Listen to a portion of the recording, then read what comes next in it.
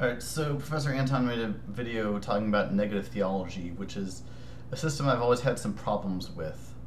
It just seems to me like negative theology doesn't get you very far in terms of coming to understand God.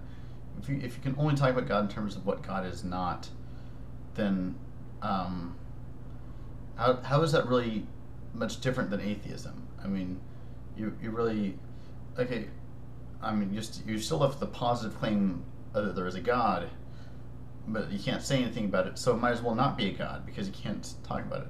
Um, you can't. And for me, as someone who's interested in mysticism, that'd be particularly problematic because how do you instruct someone into these divine mysteries when all you're saying is that, oh, well it's a mystery, we can't talk about it.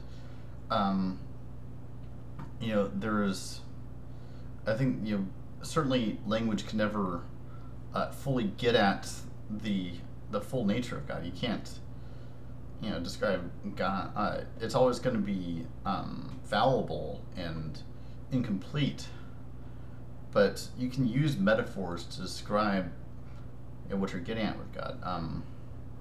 I often talk about God in his primordial nature as a kind of tractor beam, if you will, a kind of the source of novelty that pulls creation forward into novel arrangements and brings creativity into the world. And then through God's consequent nature, as what I had described it, God apprehends the world and remembers all experiences. That is, all experiences are taken up into God, and it is by that God becomes conscious. And so that's why I also disagree with your sort of lambasting of the idea, your sort of dismissal of the idea of God as a being. Now, certainly, God is not some. I don't think of God as some, old man in a beard sitting on a throne. I don't think of God as a being in terms of having skin cells and nerves and all that stuff, except insofar as we have skin cells and nerves and we're part of God. But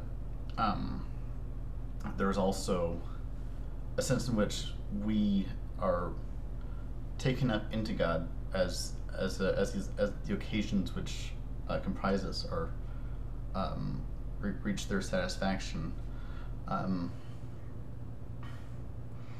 But in any case, I also think for me, as someone who's interested in mysticism, I think negative theology would be a huge dead end because you know any sort of mystical path is going to try and initiate you into all these divine mysteries and help you experience this kind of oneness with God. And simply saying, well, God is indescribable, so we're just not going to talk about it. That's really, I think, it's really hard to get close to any experience of God when you do that.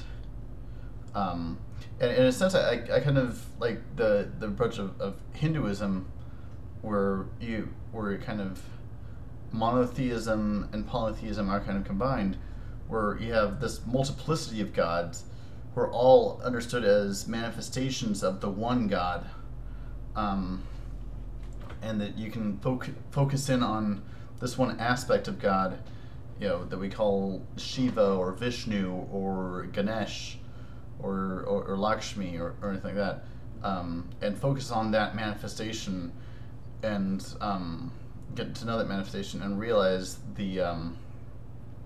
understand the qualities of that God, and incorporate those into your own being, and realize its essential oneness with all those aspects of God and with one's own true nature.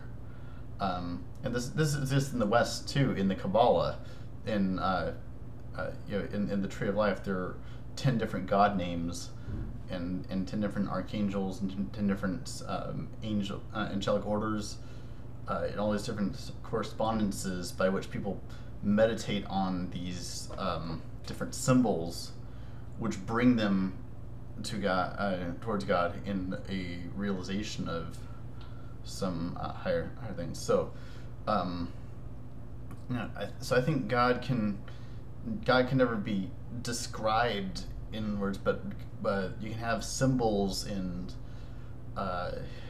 and words and metaphors that point towards God, that point towards the divine.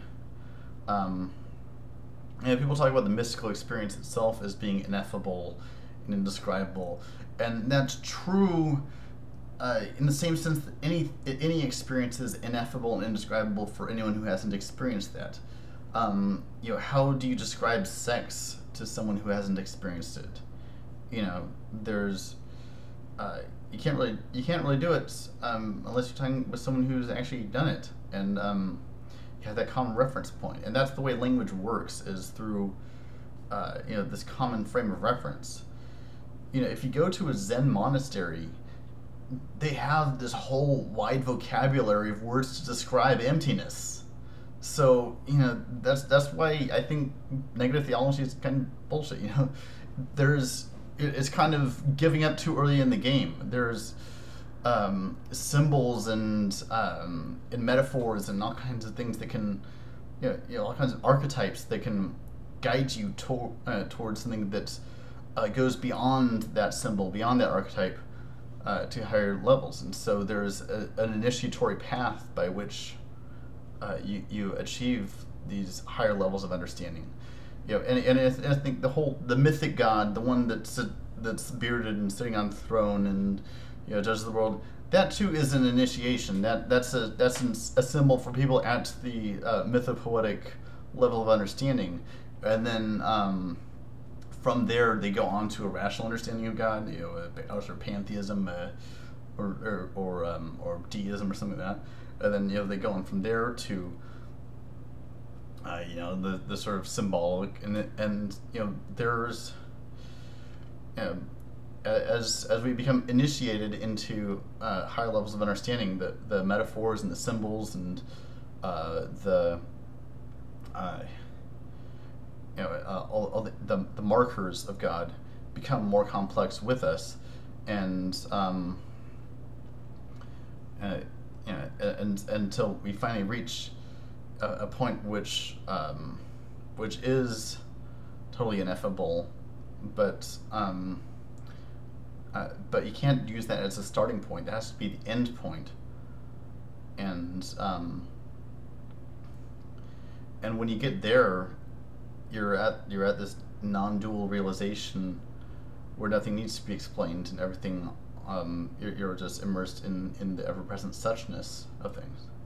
So I guess I'll leave it there for now. Peace.